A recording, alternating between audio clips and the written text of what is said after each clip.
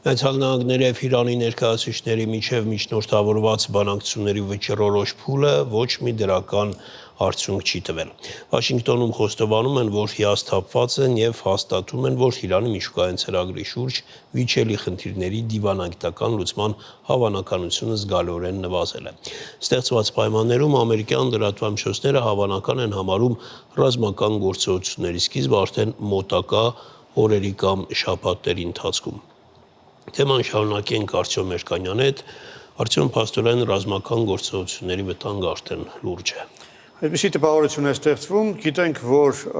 փետրվարի 17-ին Շվեյցարիայում Ժնևում կայացան Իրան-ամերիկյան բանակցությունները Օմանի միջնորդությամբ, Իրանը ներկայացված էր մեծ պատվիրակությամբ, որի ղեկավարը արտգործնախարար Արաքչին էր, ամերիկյան պատվիրակությունը ղեկավարում էին Թրամփի անձնական ներկայացուցիչ Սթիվ Ուիթկոֆը եւ իր դստեր ամուսին Ջարեդ Կուշները, եւ մամուլը գրում է, որ այս բանակցությունները որևէ դրական արդյունք չտվեցին, ինչը նշանակում է, որ խնդրի ռազմական լուծման հավանականությունը կտրուկ ավելանում է։ Եվ այժմ ամերիկյան մամուլը կոնկրետ անգամ օրեր է հիշատակում, երբ կարող են սկսվել ռազմական գործողությունները։ Պատերազմի հավանականությունը բարձր է համարում անգամ Սպիտակ տան մամլոյ խոսնակը Քերոլին Լիվիտը հայտարարել է, որ կան բազմաթիվ փաստարկներ հօգուտ Իրանի դեմ ամերիկյան ռազմական հարձակման։ Եվ օրինակ CNN հեռուստաընկերությունը կոնկրետ խոսում է այն մասին, որ ռազմական գործողությունները կարող են սկսվել արդեն այս շաբաթ օրը, այսինքն 2 օրից։ CBS News լրատվականը նույնպես շաբաթօրվա մասին է խոսում, շաբաթ կամ կիրակի, համենայն դեպս պարբերականի հեռուստաընկերության տեղեկությունների համաձայն ամերիկացի զինվորականները զեկուցել են, որ պատրաստ են շաբաթ օրը հարված հասցնել, բայց CBS-ի տեղեկությունների համաձայն Թրամփը դեռ որոշում չի կայացրել եւ CBS-ը գրում է, որ հնարավոր է, որ օրը վերանայվի։ Axios պարբերականը գրում է, որ ամենայն հավանականությամբ ռազմական գործողությունները կտևեն 1 շաբաթից մինչև մի քանի շաբաթ եւ դրանք ավելի նման կլինեն լայնամասշտաբ պատերազմի, քան կետային հարվածների, ինչպես եղավ հունվարին Վենեսուելայի դեմ։ New York Times-ը գրում է, որ 2 տարբերակ կա ռազմական գործողությունների, այսինքն լրատվամիջոցի տեղեկությունների համաձայն կա մինիմում ծրագիր, այն է ոչնչացնել Իրանի ռազմական հզորությունը, ողջ ռազմական ենթակառուցվածքը, որը սպառնում է Իսրայելին եւ Միացյալ Նահանգների դաշնակիցներին տարածաշրջանում, եւ ծրագիր մաքսիմում ոչնչացնել իշխող վարչակազմը եւ ստեղծել պայմաններ հեղաշրջման կամ նոր իշխանության ձևավորման համար։ Եվ այժմ պատերազմի մասշտաբը կախված է դրանից, թե այս 2 տարբերակներից որը կընտրի Դոնալդ Թրամփը։ Wall Street Journal-ի տեղեկությունների համաձայն այժմ Մերձավոր Արևելքում կենտրոնացված են ամերիկյան հզորագույն ուժեր, որից ավելի մեծ խմբավորում պատմության մեջ եղել է միայն մեկ անգամ, երբ 2003 թվականին Միացյալ Նահանգները պատրաստվում էր հարված հասցնել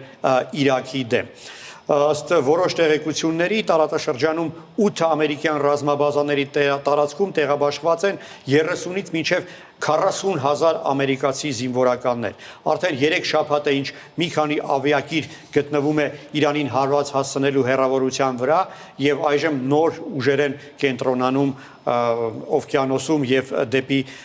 իրանական սահման այդ ջրային հատվածներում։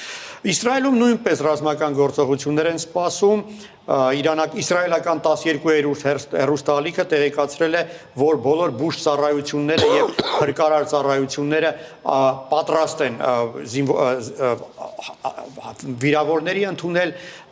եւ քանի որ բնական է, որ Իրանը պատասխան հարվածը հասցնելու է առաջին հերթին Իսրայելի ուղղությամբ եւ զոհերը այդ թվում նաեւ խաղաղ բնակչության շրջանում անխուսափելի են։ Արտյոմ, Ռուսաստանը ինչ դիրքորոշում ունի։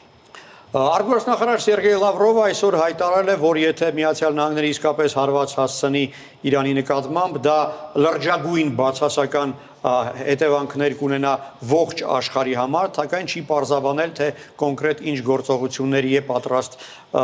Ռուսաստանը։ Հետաքրքիր հանգամանք խոսվում է արդեն հիշատակվում է կոնկրետ օր, երբ կարող են սկսել ռազմական գործողությունները, իսկ Ռուսաստանը Իրանի հետ այսօր սկսել են համատեղ զորավարժությունները։ Ընդ որում այդ զորավարժությունների վճռորոշ կարևորագույն փուլը տեղի է ունենալու հենց փետրվարի 19-ին, այսինքն հենց այն օրը, երբ ըստ ամերիկյան պարբերականների Միացյալ Նահանգները կկատարեն իրենց առաջին հարվածը Իրանի ուղղությամբ։ Եթե Ռուսաստանը ինչ-որ ձևով, անուղղակի ձևով մասնակցություն ունենա այս գործողություններին, ապա պարզ է, որ ամերիկացիների եւ իսրայելացիների ուշադրությունը սևեռված կլինի այդ թվում նաեւ Հայաստանում տեղաբաշխված Ռուսաստանի ռազմաբազայի ուղղությամբ, հա։ Դե բոլոր միջազգային կանոնների համաձայն Ռուսաստանը իրավունք չունի օգտագործել մեր երկրի տարածքում ունեցած ռազմական ենթակառուցվածքը այլ երկրում կամ այլ երկրի դեմ ցանկացած գործողությունների համար եւ հուսով եմ, որ այս դեպքում որևէ միջազգային կանոն եւ երկկողմ պայմանավորվածություն չի խախտվի։ Ամեն դեպքում արդյոք մեր երկիրը Իրանի անմիջական հարևանն է, մեզ ինչ վտանգներ են սպառնում։ Դե Հայաստանի իշխանությունները պաշտոնապես հաստատել են այն, որ մշակված է պլան, գործողությունների պլան ցանկացած զարգացման համար, արտաքին հետախուզության ծառայությունը հունվարի 20-ին ներկայացված իր զեկույցում խոստովանել է, որ Իրանի դեմ ռազմական գործողությունների հավանականությունը գնահատում է բարձր, ուստի անհրաժեշտ է պատրաստ լինել այդպիսի զարգացմանը։ Փոխվարչապետ Մեհեր Գրիգորյանը կառավարությունում ասել էր, որ կառավարությունը իրականացնում է մոնիտորինգ եւ պատրաստվում է արձագանքել ռազմական գործողությունների դեպքում եւ տարբեր պլաններ են մշակված, այդ թվում նաեւ փախստականներին ընդունելու համար, լոգիստիկ խնդիրների լուծման համար, էներգետիկ հնարավոր մարտահրավերների դեպքում։ Հավանաբար կա նաեւ ծրագիր հայ համայնքի ներկայացուցիչներին օգնություն ցուցաբերելու համար, հավանական է, որ նրանց զգալի մասը կամ շոշափելի մասը ցանկություն կունենա տեղափոխվել Հայաստան, ինչի իրավունքը իհարկե ունի, դրան նույնպես պետք է պատրաստ լինենք եւ հավանաբար պետք է պատրաստ լինենք նաեւ դրան, որ Հայաստանի սահմանի մոտ կարող են պոտենցիալ փախստականների մեծ այսպես հոսքեր լինել, ճամբարներ ձևավորվել եւ դա նույնպես լուրջ խնդիր է, որին հուսով եմ Հայաստանի կառավարությունը նույնպես պատրաստվում է։